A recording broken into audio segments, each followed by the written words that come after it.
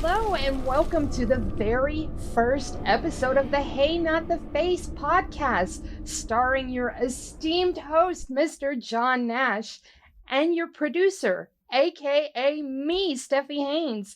And John, I'm so excited for this because, you have been doing my show for a long time, and it's way past due for you to have your own show. I'm so happy to be a part of it, and I'm really stoked about our first topic.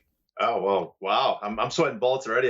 Though you missed the subtitle of the show. It's the Hey Not the Face podcast, not about porn. Not about porn. Okay, we're not taking shots to the face in that regard. No, you don't have to go that far. I mean, I was leaving it to the imagination. That was the pun. That was the humor. You know what? I feel the need to just lay it all out there. Yes, fair. Our audience is probably not a bunch of degenerates. They need to know that. So we do have the most interesting topic, and it's hot right now, and it is about contract status and all things revolving around Nate Diaz and Francis Ngannou for our first episode. You put together a lot of good stuff, and my job here is to posit these topics to you and have you explain them. So our first question here is, what is Nate Diaz's current status and what happens next? Oh, I have no idea. Show's over. Let's go. No. Current status, he just fought out his last fight on his UFC contract. And so, based on the contract he has, the year he signed it, what happens next is there will be there's a 90-day exclusive negotiating period in that contract. So the UFC has the option of only negotiating with Diaz for those 90 days. After that, he's a restricted free agent. He can go out and negotiate with other promoters and sign a contract. But over the next year, the next 12 months, there will be the UFC will have a matching rights clause in the contract. They have the right to match. So whatever offer he gets, he has to present it to the UFC, and they have the right to match it. And if they do, he's back in the UFC. The matching period is a little different than the other. Well, yeah, there's an exclusive period, not exclusive matching, exclusive negotiating period. Okay. I don't know if I misspoke earlier, but exclusive negotiating period. You did not. Okay, so that's a 90-day period where he's technically no longer signed, his contract's terminated, but the UFC, he can only negotiate a new contract with the UFC for those next 90 days unless the UFC waives it. Okay, so we have two entirely different periods there, and that is what I was going for. Yes. My next question is kind of weird. I saw a tweet from Ariel Helwani that basically said that claims that Scott Coker is actually in discussion, in talks with Nate Diaz were patently untrue because of that negotiating period. Yeah. I mean, Helwani could be correct because if they're still in the exclusive negotiation period, it's also possible the UFC waived it. And they aren't. I haven't heard either way, but Helwani's probably correct that they're not in serious discussions. The discussions, to give Coker, the discussions might be, we reached out to find out what his contract situation is. Upon further review, that is what I saw, is that he gave an interview saying that they had reached out but had not had word back. Yeah, so that they're reaching out might be them just feeling out to say, what is your contract situation? Are we free to speak to you? What happens if someone is in that exclusive negotiating period and they decide to talk to someone else anyways?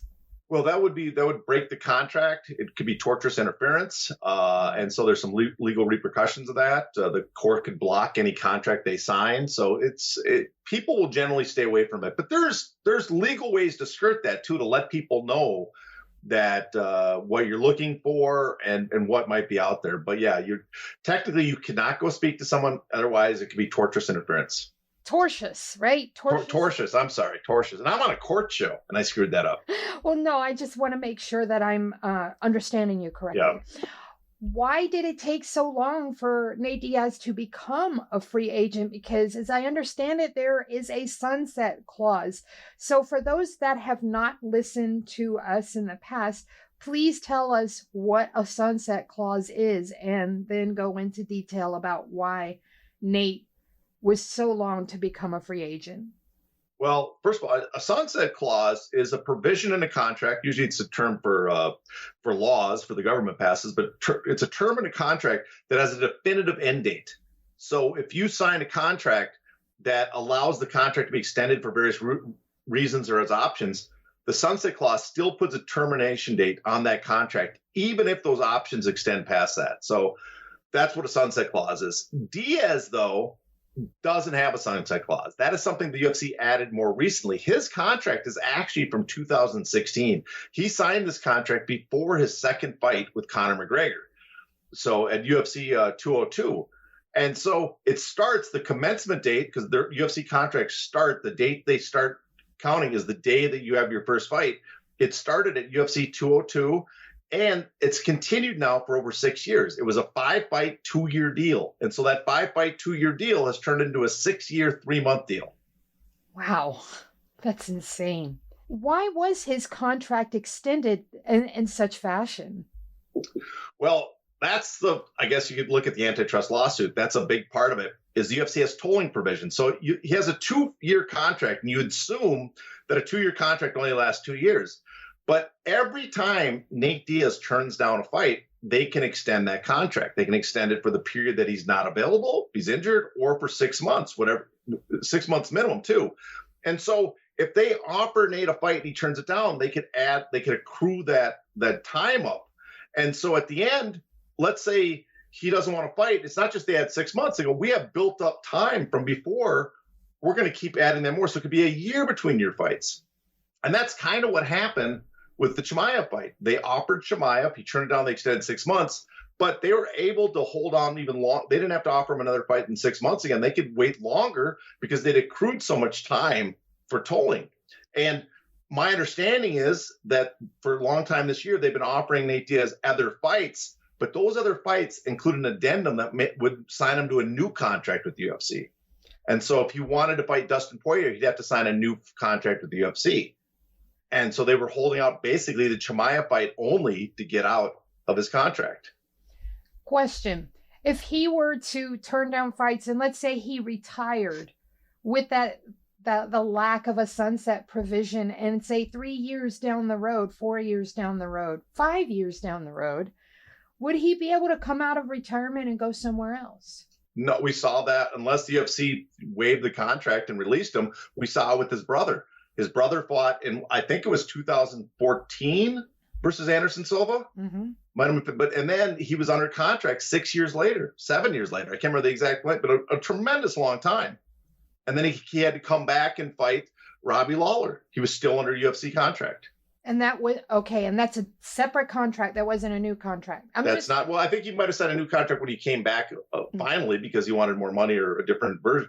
But he wasn't free. There was no matter what, if he was ever going to fight again, he'd have to come back to the UFC under the terms he had before. Wow. I just can't get over that. Are there still people in the UFC outside of Nate and Nick that have those kind of deals still stuck to them? There's probably a few. Yeah, I know. I mean, a lot of the guys involved in the antitrust lawsuit were under these contracts. I mean, Nate Quarry still might. I don't know if they've officially ever released him. His contract might still be frozen from when he last fought in the UFC. Heath Herring was released, but he was frozen for years and years and years until the UFC officially released him on their own.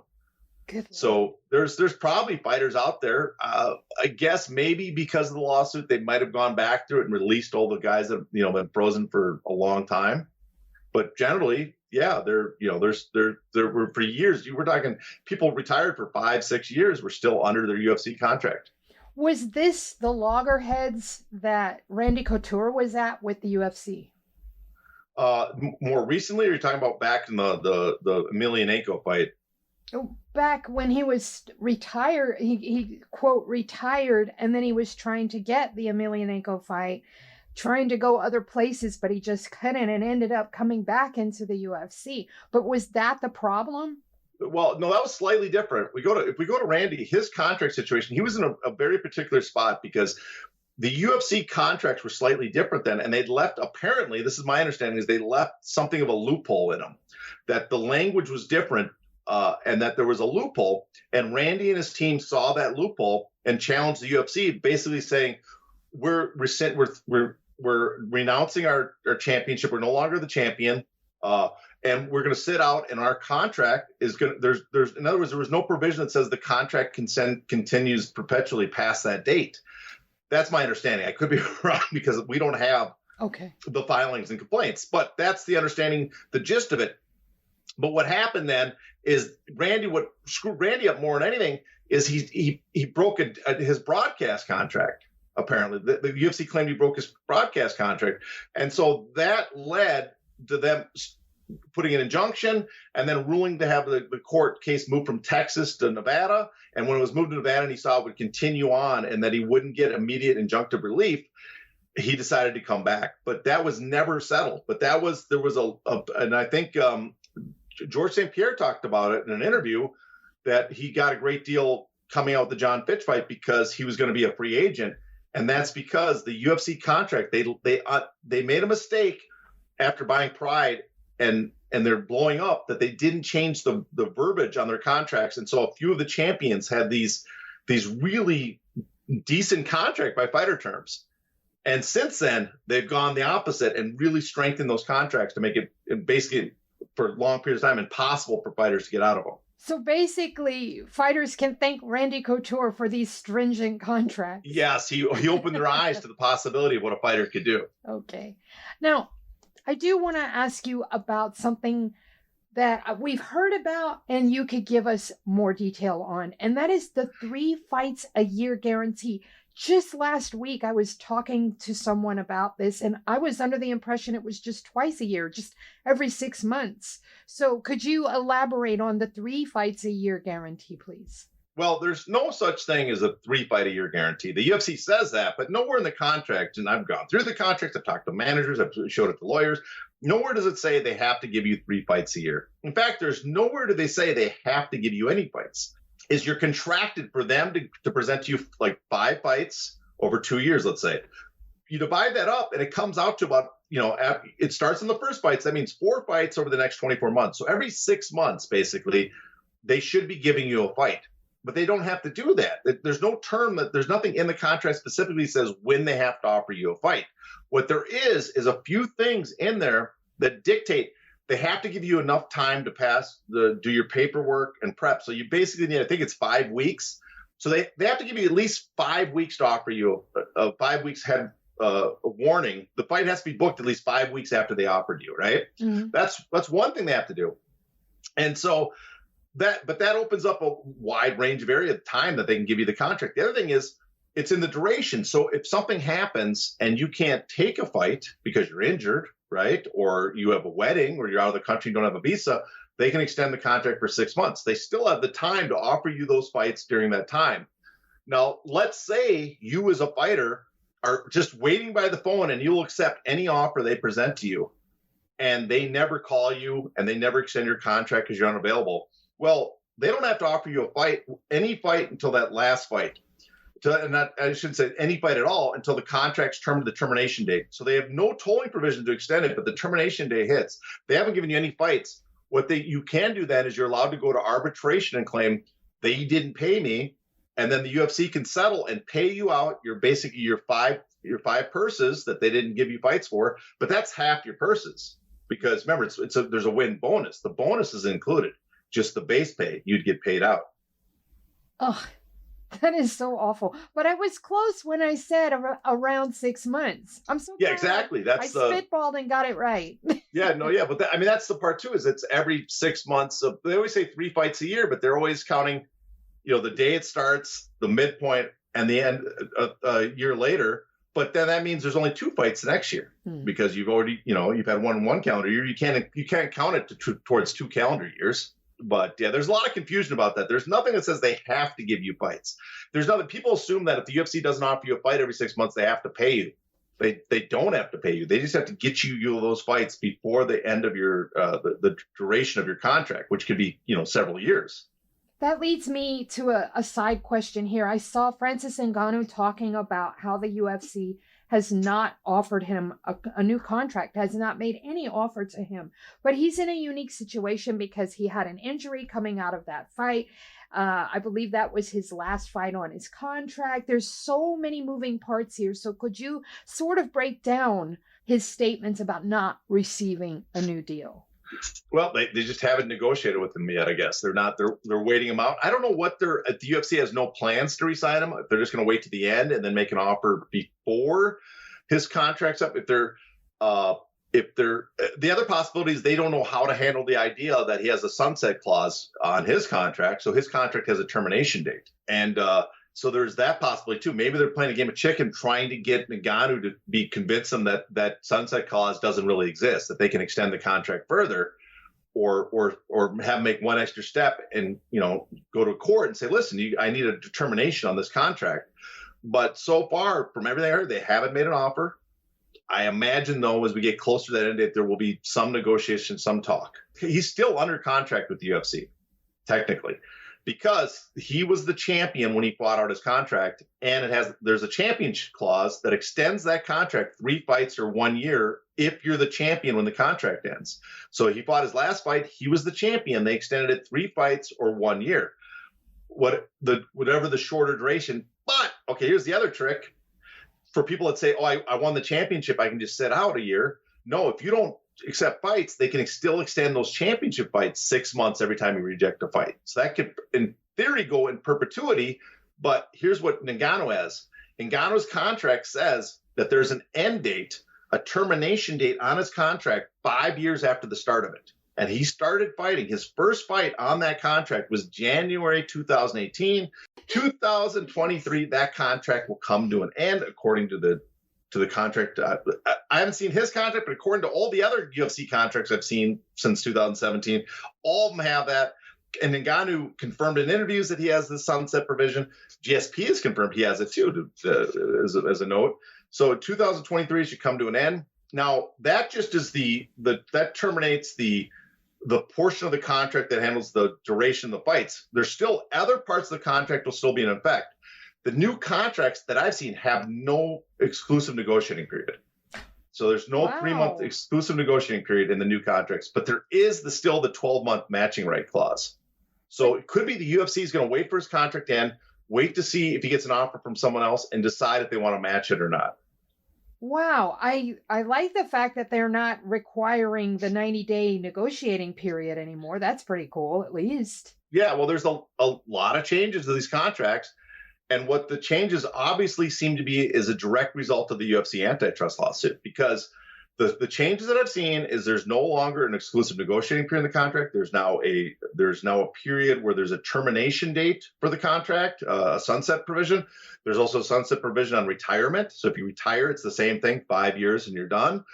They give fighters the right to use some video footage for their own personal use. What's the other change that I saw that would, and also there's after you're done, your contract's done, the UFC only retains your image rights for 2 more additional years. It's not perpetuity anymore. Oh, wow. So they can't put your image in those video games unless they come to you after 2 years. Yes, exactly. It doesn't go on forever like it used to. If you look, all those items were problems raised in the antitrust lawsuit. Those were things that were raised as concerns of why the UFC was gaining monopoly power over the market. And so what makes it obvious that this was done because of the antitrust lawsuit is the first lawsuit, the Kung Lee, John Fitch, Nate Corey lawsuit, was filed. The date that covers is from 2010 to 2017. The middle 2017 ends. Then CB Dalloway and Cajun Johnson filed a second lawsuit, right? And that lawsuit takes up the antitrust lawsuit from mid-2017 till now. Well, by inserting those changes at that point, they've divided the 2 suits. The 2 classes are different because they have different terms. At least that's the attempt the UFC is trying to do. They have different terms to those 2 groups. So those are different. They were going to claim those are different classes, and possibly they're going to claim that any damages should be limited to that first group because we've stopped our behavior with the second group. Got a couple of quick side questions here with the antitrust suit. It's clear that they're setting themselves up where that in the event they take a loss on this suit, it looks good when they make their summary judgment because they've made all these changes. Am I correct? We're getting close in the ballpark. That's why they're doing this? Yeah, that's one of the reasons they're doing it, because let's say they think they're going to lose. Well, they can settle or lose the first suit and pay a ton of money, but it limits the damages just to the worst case scenario. Let's say they settle and they have to pay hundreds and hundreds of millions, or even if it goes to a judge, a real court ruling, and the court says you owe the fighters the $800 million they claim you didn't have to pay them. and we're going to treble it to 2.4 billion. Tremendous amount of money. I don't think it'll get that far. I think they'll settle. So the damages, it'd be, even if you include from 2017 on, it'd be astronomical, the damages. We're talking billions of dollars now as the base that they're claiming the UFC owes the fighters. And you treble that, you're talking like $6 billion, the value of the company itself. So it would put them out of business. But if you limit the damages before 2017, it's a large amount of money, several hundred billion, even trebled. I mean, 100 million, but even trebled. It's going to be $1 billion, $2 billion. But it's damages that, worst case scenario, the company can afford. So if they can, let's say they settle with the fighters for before 2017 for 1 year of profit, or 1 year EBITDA margins, 400 or 500 million. It's a lot of money and it hurts, but they've wiped the slate clean and they can continue operating the way they are. My second and last question on the antitrust suit: if they win, are we going to see the contracts go back to the draconian era of the UFC? Well, if the fighters win, you're taking it, or if the UFC wins. If the UFC wins. If the UFC wins, yes, it's possible the UFC will repeal some of the changes they've made. They'll feel we don't have to. We've won the case, and these are not considered violations. But of course, at that time, those changes might be baked into contracts, and fighters expect them to be there. Yeah. And so it might be harder for them to unwind what they did. All right. Now, we were just talking about Francis Ngannou. I'm curious, what's different about Francis Ngannou's contract and Nate Diaz's contract? Well, we kind of went over it. The big thing is Francis Ngannou has a sunset clause where Francis' contract was 8 fights, 40 months, I believe it was, so 3.5 years. But even with extensions and all these other things, tolling provisions, he's been out injured, they can extend a champion clause. His contract ends at 5 years. Nate's contract was basically half the duration, 5 fights, 2 years, and they could extend it as long as they wanted until he completed that contract. So that's the major difference. In fact, if Nate, if that fight hadn't happened, Nate's contract probably would have extended further. Yeah. If Nate had got injured or turned it down, or if they canceled the card, they could have. There's a provision in their clause that says if the fight is, canceled for rules beyond the UFC's control, that not because the UFC did, and which is they weren't responsible. It's Chimaev missed weight, not them. Then they can extend it until they can put the fight back together. And so Nate would have still been under contract. But in Ngannou's big difference, he has this sunset clause provision, and that's a game changer in many ways for fighters, because there's no longer, it's still 5 years, a long time, but there's an option. There's a window of possibility that there's an end. On the horizon, there's an end to my contract, where old fighters, we look, like I said, about Nate Diaz, he's under contract. He's tired, doesn't want to fight for those terms. He can sit out as long as he wants. He's never getting out of that deal. Question. Before this 1 year exclusive matching period that Diaz and Ngannou are facing, why is it that they can't take on a sport outside of mixed martial arts? Why can't one of them just go over and box Jake Paul or something? Because the contracts specifically include other prize fighting. That's exactly what I was going for. Yeah, it includes boxing, kickboxing, pro wrestling, all that stuff's covered under it. Even pro wrestling? Even pro wrestling. Wow. So ironclad. I hate it. All right. How effective is Ngannou's manager and Diaz's manager? Are they handling business? I mean, I feel like Francis Ngannou's manager is really getting down to the nitty gritty and doing good work. I don't know much about Diaz's management team. I know he has a manager and a contract negotiator. So could you break those down for me? Well, I mean, it's hard to say without being privy to the negotiations themselves, but I have to give their management credit because their managers are taking advantage of the situation. Other fighters' managers would, in fact, I remember when I did an article about the Sunset Clause, the change UFC contracts last year, and I spoke to some managers. They were not aware even of the clause. They didn't. In fact, they were surprised at some of the changes. It's like they hadn't been reading the contracts. They were so used to accepting what the UFC offers, and that was a little shocking. So you got to give them credit. First, Markel Martin, got to give him credit because he was aware of this, and he mapped out Ngannou's career to give him a chance to fight out his contract and have much more leverage in negotiations. I mean, the big questions of what the leverage he has is, but still, he's got a chance to actually market himself much. He's not dealing with just one negotiation with one entity, the UFC. He has multiple parties, which always drives up your pay. So I got to give him a lot of credit because he was aware of that, paid attention, where a lot of management doesn't seem to be aware of that. And you have to give Diaz's management credit because as much as they've been stuck in a 2016 contract, they've also been strategic in only fighting him in big fights, limited number of fights, preserving his value, and now getting him out of the contract where he has a chance to probably box Jake Paul for a lot of money. So, I mean, I got to give him credit that both of them have had the foresight to at least attempt this, where other management has been very clear that they will accept what the UFC offers. Which fighter has the better options or higher earning potential? Well, it's hard to say based on right now because it depends on who their opponents are going to be. Diaz, I think, has the higher upside because Diaz's potential opponent is Jake Paul.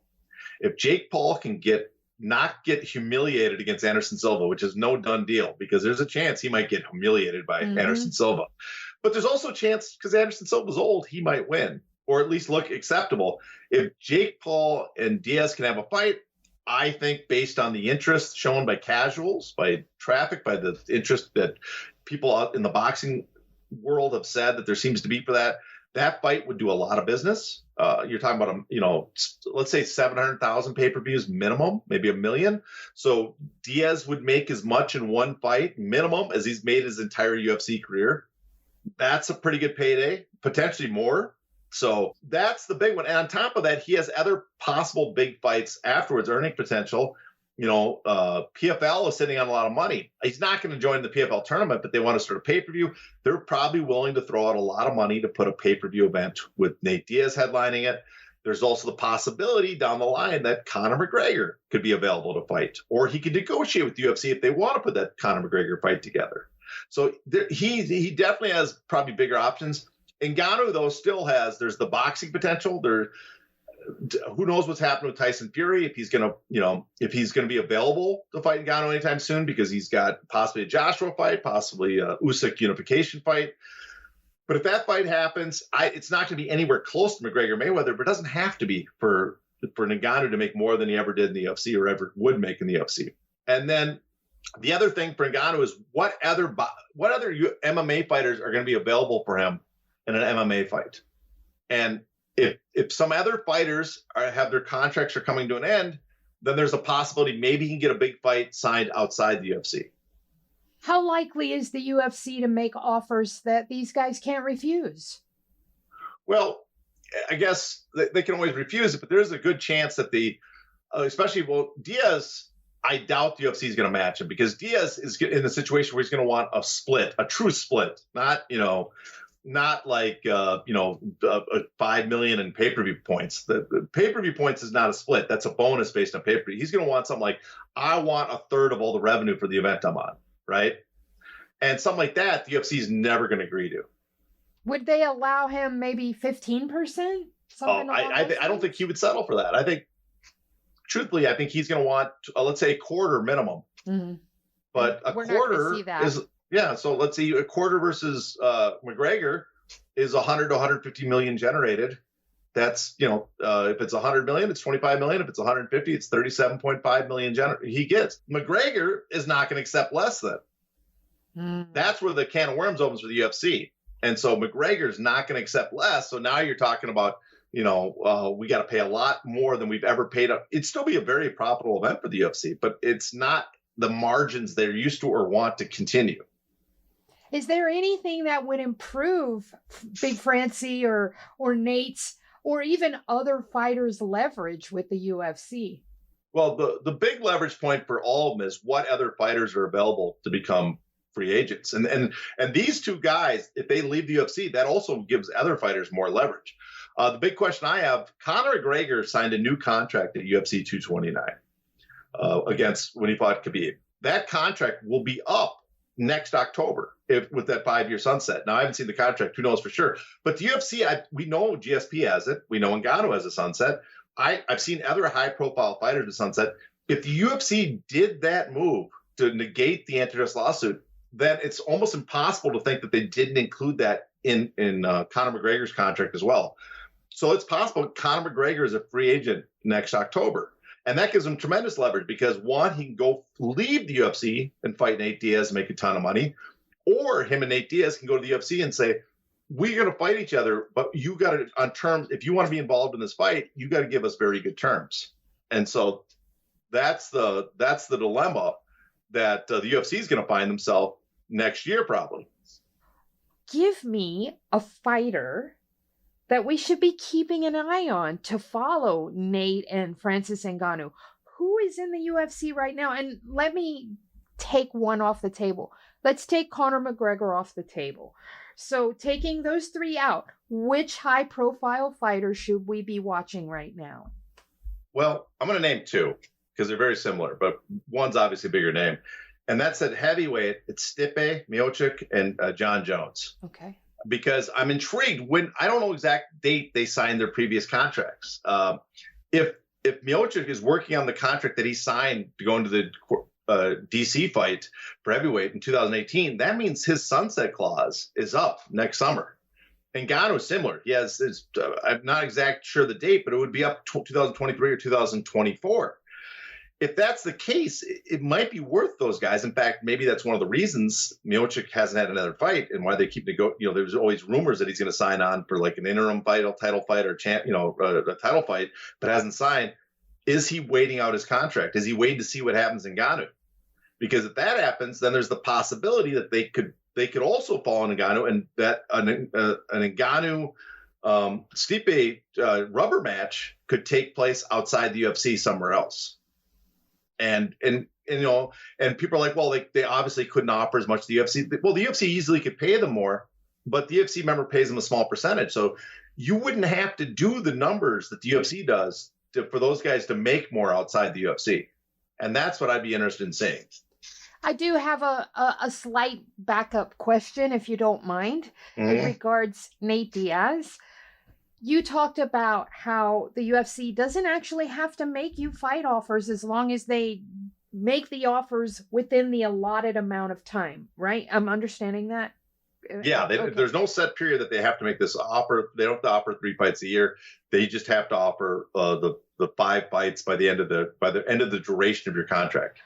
What about Nate saying that he had offered to fight this person and this person and this person, how Dustin Poirier wanted to fight him, how Tony Ferguson had wanted to fight him, and they were all a go and they were all, mutually in agreement. Nate put that out there like by virtue of him offering to fight that should have satisfied the contract arrangement. I have to get your take on that real quick. Well, it doesn't satisfy because that's been an official offer from the UFC. But he's right, though. I mean, when people say Nate's turning all these fights down, he did not refuse to fight those guys. In fact, my understanding, could be wrong, but my understanding is that the UFC sent him an offer to fight Dustin Poirier or other fighters. But with that offer came an addendum, an extension to a new contract, basically attached to the offer. In other words, he would have to sign the bout agreement. He would have to sign a new contract with the UFC, extending his contract, like let's say 3 new fights. And so he wouldn't be leaving the UFC. It wouldn't complete his contract and create add a new number of fights to his deal. And so Nate, all these guys can agree to fight, but it's only if the UFC that's in their contract, they have to offer the fight. They get to choose. And they wanted him apparently to fight, as we know, Chimaev, which didn't happen because of a fluke and because the UFC, it turned out the best for Nate Diaz because the UFC had an event book. They sold tickets.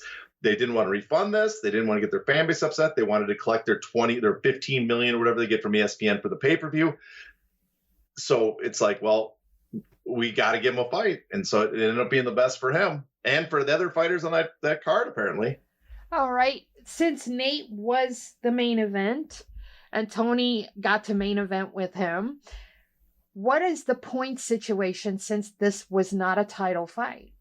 I'm not sure. I don't know what typically the contract calls for, that you get points only if you're a defending champion. Now, Diaz's contract set, we know from the Conor McGregor, he's mentioned in the past that his contract's different in fact that he gets the pay-per-view bonuses and stuff based on his card placement and for non-title fights. So he's getting pay-per-views.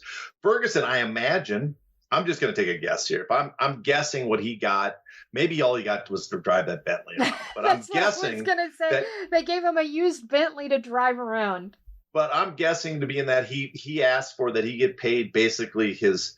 I'm hoping he asked for this. Maybe he didn't, but he got paid like he would if he was a champion. Because his contract probably has a provision that says if he's fighting in a title fight, he gets this pay bump. Let's say he gets 150, and then in title fights he would get 500,000 and the pay-per-view points. So let's hope he got something like that. Or maybe he asked for a flat amount of money. Give me an extra $1 million. But I'm hoping he got a large sum of money. Me too. Well, John, this has been an awesome first episode. I learned a lot once again. What can we expect from you coming up? Because I know you have a show money in the works. Well, we might have a show money in the works. It's all dependent on the schedule of the other two guys. So we got to get Paul Gift available, who's, he's just as lazy as I am. And Jason Cruz has got a busy life. So we'll see. We got another on that. I'm on the If the Shoes Fit podcast with Alexi Old and Eugene Robinson.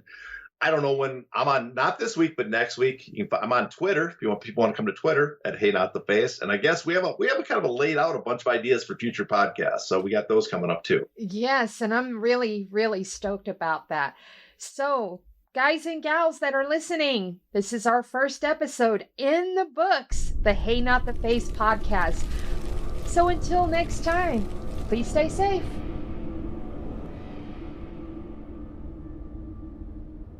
It's not in the face! Thank you.